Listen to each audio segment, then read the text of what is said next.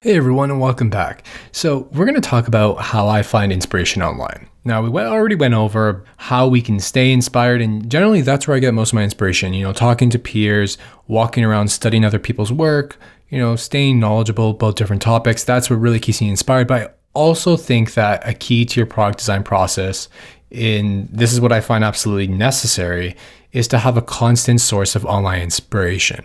So there's several sites that I like to visit. These are some of them. The main one I like to visit is Dribbble. So here's Dribbble. It's a great place. I'm sure many of you know it already, but I love it just because I can just make a bunch of collections of different types of design patterns that I really love. Also searching on here is really easy. And this is probably one of the best places to go and get ideas for your designs. I mean, not because there's so many people posting cool things, but it's a great way to study your peers. You can discover some of the world's top designers and creatives. And you can also get inspiration from a wide range of disciplines, like anything from animation, branding, illustrations, product design, web design, print. I mean, there's so many different things on here. There's always a project you can learn from. And what makes it great is that it's a place where people can post their content and get feedback. I mean, feedback doesn't happen very often on a lot of these posts, but it's just a great way to get a lot of different type of inspiration. Some people even like showcasing their portfolio for potential clients or studios. And because of this, final pieces that are uploaded are of the highest quality. I generally love to catalog different things like I mentioned before. And this is what I generally do, and this is how I use it. So I like to sometimes just browse all. I'm a big fan of different things. I guess an example would be if I just typed typography.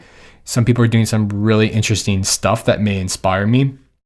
Just seeing something like this print collateral and looking at all these different shapes and the way they're positioned and even the way the text is bolded and laid out. Something like that could inspire me for website hero page or something like that. So anything you can grab inspiration from. And I feel a lot of people get really hooked up or held up on trying to find just the right solution that they can kind of mimic.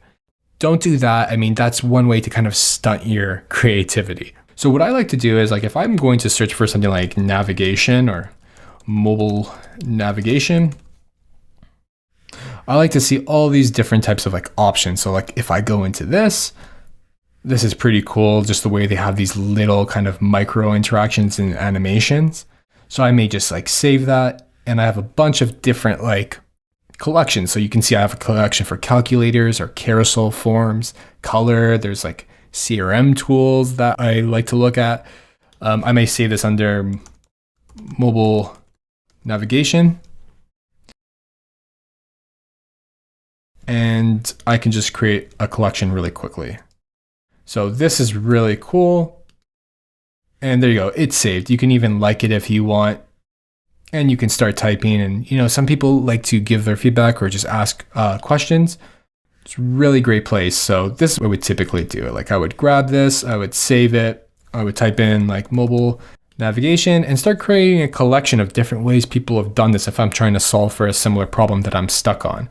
Now, I may not be stuck on this per se, but I may get inspired by something just how they have done these smooth animations, in this example I just showed you. So I may really like this, just the subtlety of it, and I may want to implement something similar for my product. And the easy way to get there is to hover over your profile and go to my collections over here. And you can see I have even a test. I have a bunch of different options here. So I have mobile navigation right there, and I'll just, kind of go through them. I may copy them or make notes about this mobile navigation if I edit it and add a description to it. So that's how I typically use Dribbble. I mean, like I said before, you can get inspiration from any type of discipline, even if it's branding. Just seeing maybe just the way that they've incorporated a background here seems very interesting, and how sharp in terms of contrast there is between color and shade. Don't limit yourself just by trying to find the right solution for what you're trying to do. Look elsewhere. Another thing I like to use is Pinterest. This is a whole lot of library of visual content. I mean, you can get inspiration for everything here, but there is a lot of noise. I think the best way to get inspiration from something like Pinterest is to do what I've just done here. Just have a very like targeted search. So I've chose mobile design, and yeah, there are a lot of different options here. And what you can do is you can just kind of save it. I have like a keto family meal plan little kind of collection over here, and you can like save those collections for yourself, or those boards they're called in Pinterest. I mean, one thing you can also do like is create a bunch of different boards about different types of design patterns that you love. So that's one way to use Pinterest. I also like to just like use Pinterest just to look at different things. I mean, it could even be like interiors. It could be anything like design related, even if that's interior design. Like I said, don't limit yourself just to like finding the right solution. So what I typically do is I like to just kind of go into one, and I'll save it to a certain board. So like I'll click save and it'll go into that board. It went into the wrong one, but you can kind of change that.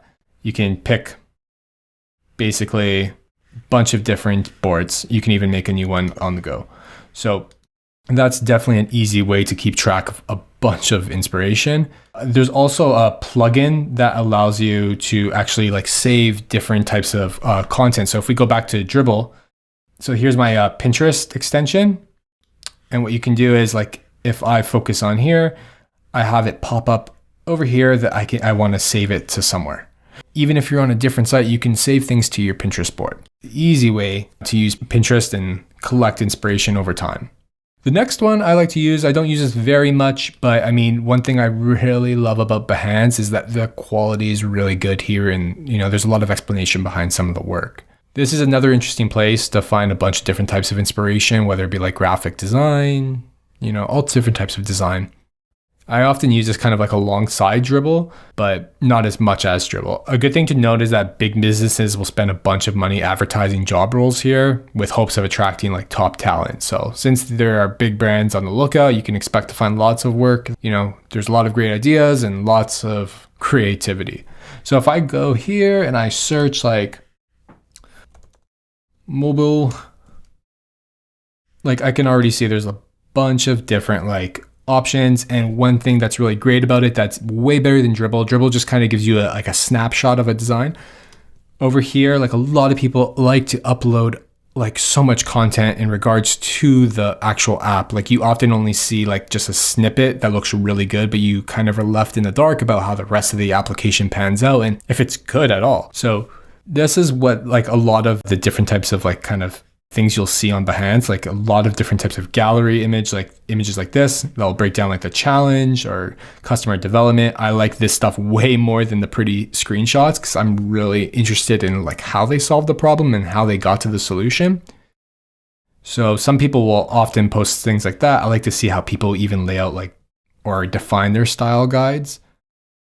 So this is really cool, like see more in-depth animations, which look really, really smooth. I like to see different types of things. Like they have the transactions over here. They have card settings, just like how the bank cards will look. It just gives you a lot more versatility on how you want to like view those projects and what you're looking for. Like if you're looking for a quick solution for like a design pattern, then, maybe Dribbble may be one of the better sites to look at, or patterns, which we'll get into next. But this was really great to get overview of certain projects. There may not be as many, but a lot of the projects on here are just top notch. So another thing I really like to use is patterns. So one thing you need to know is that patterns isn't free entirely. This is essentially like a focus on mobile design patterns. And there's some great mobile app designs here, and you'll get screenshots of like in-depth UI elements. You can even search just based off of UI elements, which is really cool. And like I said before, it's paid, so it kind of limits the amount that you can see. Sometimes what you can see is enough, but I mean, if you're really looking into solving for different design patterns and you don't mind paying for premium, then I think this is a really great resource. So like if we take a look on the side here, we have like different categories, which is really cool. Like if I'm going to look for cards, I see how different people have handled cards, and I'll only get to see just a little bit. I think it'll stop me like right now. So it's not a lot, but I mean, it's not necessarily like everything is super pretty, like in terms of like the Dribbble effect, but you get to really see some actual solutions that have been implemented, which I value, I think, a bit more. What else do we have here? Like, I love to see different things like, lists is another cool thing, like how people handle different lists. So, I mean, This is really great for just finding individual like UI elements and stuff like that. I love using patterns. I have a paid account through my company, so that really helps. And yeah, this is how I solve a lot of like different types of like individual problems, or like problems that are kind of more secluded and more focused in a certain area. So like if an example would be, how do I handle like privacy or popovers? So I have privacy here, and there isn't many options, but it's very interesting. Like, they have a verify your identity option. So I may think about that when I'm implementing something like that. If I think about like popovers, I think like, maybe like an overlay can come from the top, it can come from the side. So I see a bunch of different implementations of that. And the last site I kind of use, I like this site, especially for websites, is awards. So this is another great option for web-based design. They have an award system, like you can see that over here. And, it displays exceptional designers, and they have expert judges and a pretty strict evaluation process. And you'll notice a lot of the latest web trends are over here. So we can search up something like banking. And here you can search by websites, you can search by like elements. So if we go to load all results, let me just click that. If we go there, we can see a bunch of different websites based off of what we searched for. And what's really great is like I searched up something like banking, which you would assume would be really like rigid and, strict in terms of like their design and their design principles. But you see a bunch of different like takes on what banking could look like. I mean, not all these things are necessarily banking related, but there's a lot of inspiration here. So like we could just click over here. We have a small banking business, and this is Lone Star National Bank. It's a really great site. I can see just a bit of the hero. And if we click into that, we'll go to the actual website and be able to actually experience that experience. So this is obviously a little bit different than what we saw, but maybe they've had a design update, and maybe for the better or for the worse, but it gives you good context as well into like the solution. Going back to pretty screenshots and not necessarily knowing if certain things have been implemented, these have pretty much all been implemented, and you can see how that actually functions when you go to that website and try those different like interactions, or, explore navigation schemes and stuff like that. So these are basically the top ways I get my online inspiration. I mean, I mentioned before that I get a lot of my inspiration by just staying inspired in general and like staying knowledgeable on different topics, whether that be like design trends, whether that be like development trends, everything like that. So I think it's really important that you kind of catalog some actual visual design inspiration online as well. And these are some resources that you can definitely use. So if you want to categorize everything from all different sites, Pinterest is probably best to have like one source of truth in terms of like a board. But if you want to stick to certain sites like, Dribbble, you can like save collections there and have it all in one place over there. So this is what I use, and, go out there, have fun. Don't copy people, but just try and stay inspired online and surround yourself by online inspiration. So that way, when people come to you for ideas, you're kind of on the ball, you understand a bunch of different design patterns, and you just have general knowledge of what are the latest trends. So go out there and have fun.